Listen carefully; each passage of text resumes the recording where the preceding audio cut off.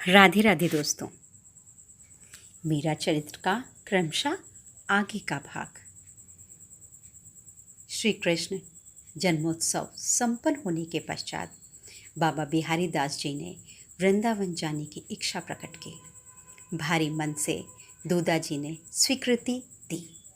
मीरा को जब मिथुला ने बाबा के जाने के बारे में बताया तो उसका मन उदास हो गया। वह बाबा के कक्ष में जाकर उनके चरणों में प्रणाम कर रोते रोते बोली, बाबा आप पधार रहे हैं? हाँ बेटी, वृद्ध हुआ। अब तेरा यह बाबा अंतिम समय तक वृंदावन में श्री राधा माधव के चरणों में ही रहना चाहता हूँ। बाबा मुझे यहाँ कुछ भी अच्छा नहीं लगता, मुझे भी अपने साथ वृंदावन ले चलिए। ना बाबा, मीरा ने दोनों हाथों से मुंह ढांपकर सुबकते हुए कहा। श्री राधे श्री राधे। बिहारी दास जी कुछ बोल नहीं पाए। उनकी आंखों से भी अश्रुपात होने लगा।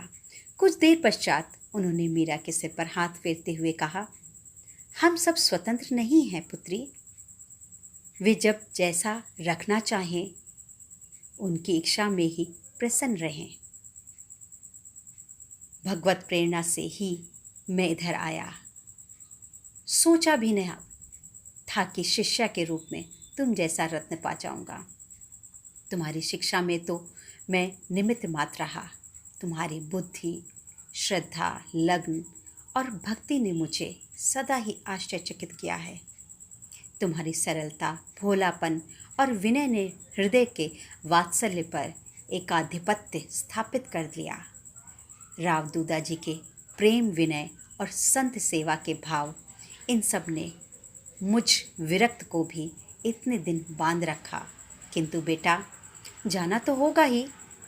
बाबा मैं क्या करूं? मुझे आप आशीर्वाद दीजिए कि। मीरा की रोते रोते हिचकी बंद गई। मुझे भक्ति प्राप्त हो, अनुराग प्राप्त हो, श्याम सुंदर मुझ पर प्रसन्न हो। उसने बाबा के चरण पकड़ लिए। बाबा कुछ बोल नहीं पाए, बस उनकी आंखों से झरझर आंसू चरणों पर पड़ी मीरा को सिक्त करते रहे। फिर भरे कंठ से बोले, श्री किशोरी जी और श्याम सुंदर तुम्हारी मनोकामना पूर्ण करें। पर मैं एक तरफ जब तुम्हारी भाव भक्ति और दूसरी ओर समाज के बंधनों का विचार करता हूँ तो मेरे प्राण व्याकुल हो उठते हैं। बस प्रार्थना करता हूँ कि तुम्हारा मंगल हो। चिंता ना करो पुत्री, तुम्हारे तो रक्षक स्वयं गिरधर हैं। अगले दिन जब बाबा श्याम कुंज में ठाकुर को प्रणाम करने आए तो मीरा और बाबा की झरती आंखों ने वहां उपस्थित सब जन को रुला दिया। मीरा अश्रुओं से भीगी वाणी में बोली, आप वृंदावन जा रहे हैं, बाबा मेरा एक संदेश ले जाएंगे? बोलो बेटी, तुम्हारा संदेश वाहक बनकर तो मैं भी कृतार्थ हो जाऊंगा। मीरा ने कक्ष में दृष्टि डाली। दासियों, सखियों के अतिरिक्त दूदा जी व रायसल काका भी थे। लाज के मारे क्या कहती, शीघ्रता से कागज कलम ले लिखने लगी। हृदय के भाव तरंगों की भांति उमड़ आने लगे। आंसुओं से दृष्टि धुंधला जाती। वह ओढ़नी से आंसू पोंछ फिर लिखने लगती। लिखकर उसने मन ही मन पढ़ा, गोविंद गोविंद कबहू मिले पिया मेरे, चरण कमल को हंस हंस देखूं, राखूं नैना नेरा, निरखन का मोहि चाव घड़ेरो, कब देखूं मुख तेरा, व्याकुल प्राण धरत नहीं धीरज, मिल तू मीत सवेरा, मीरा के प्रभु गिरधर नागर, ताप तपन बहु तेरा। पत्र को समेटकर और सुंदर रेशमी थैली में रखकर मीरा ने पूर्ण विश्वास से उसे बाबा की ओर बढ़ा दिया। बाबा ने उसे लेकर सिर चढ़ाया और फिर उतने ही विश्वास से गोविंद को देने के लिए अपनी झोली में सहेज कर रख लिया। गिरधर को सबने प्रणाम किया। मीरा ने पुनः प्रणाम किया। बिहारी दास जी के जाने से ऐसा लगा जैसे गुरु, मित्र और सलाहकार खो गया हो। कल गुरु पूर्णिमा है। मीरा श्याम कुंज में बैठी हुई सोच रही हैं। सदा से इस दिन गुरु पूजा करते आ रहे हैं।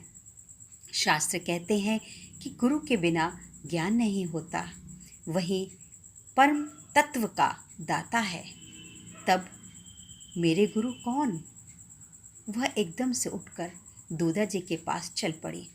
वहाँ जयमल, वीरम देव जी के पुत्र और मीरा के छोटे भाई दूधा जी से तलवारबाजी के दाव पेच सीख रहे थे। मीरा दूधा जी को प्रणाम कर भाई की बात खत्म होने की प्रतीक्षा करते बैठ गई। पर जयमल तो युद्ध, घोड़ों और धनुष तलवार के बारे में वीरता से दूधा जी से कितने ही प्रश्न पूछते जा रहे थे। मीरा ने भाई को टोकते हुए कहा, बाबूसा से मुझे कुछ पूछना था, पूछ लूं?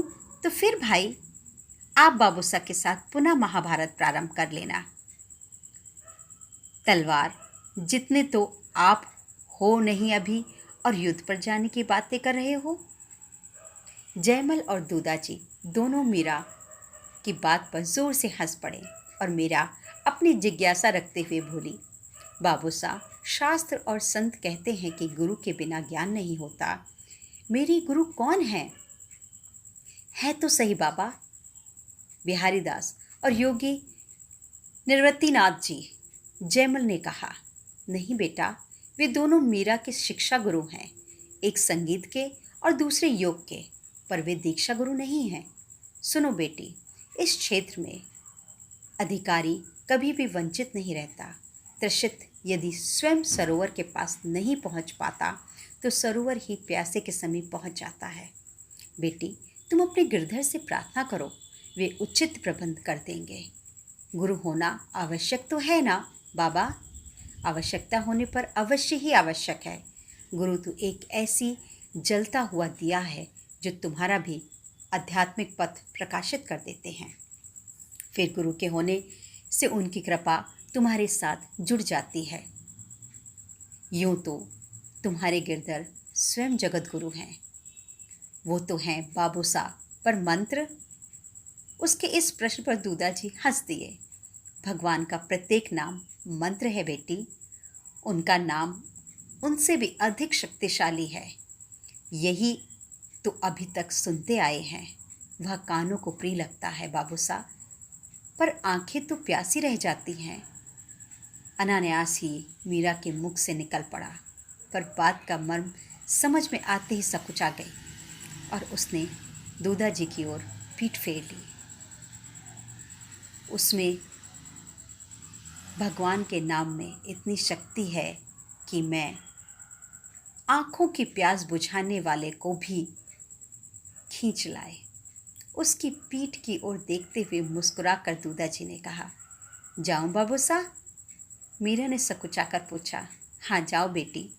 जयमल ने आश्चर्य से पूछा, बाबूसा, जीजा ने यह क्या कहा और उन्हें लाज क्यों आई? वह तुम्हारे क्षेत्र की बात नहीं है बेटा। बात इतनी सी है कि भगवान के नाम में भगवान से भी अधिक शक्ति है और उस शक्ति का नाम लाभ लेने वाले को मिलता है। मीरा शाम को लौट आई और ठाकुर से निवेदन कर बोली, कल गुरु पूर्णिमा है, अतः कल जो भी संत हमारे घर पधारेंगे वे ही प्रभु आपके द्वारा निर्धारित गुरु होंगे। मीरा ने अपना तानपुरा उठाया और गाने लगी। मोहे लागी लगन गुरु चरणन की, चरण बिना मोहे कछु नहीं भावे।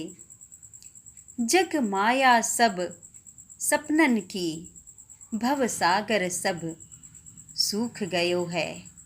फिकर नहीं मोहे तरनन की, मीरा के प्रभु गिरधर नागर। आस लगी गुरु शरणन की, मोहे लागी लगन गुरु चरणन की। राधे राधे दोस्तों, आगे का भाग अगले इतवार।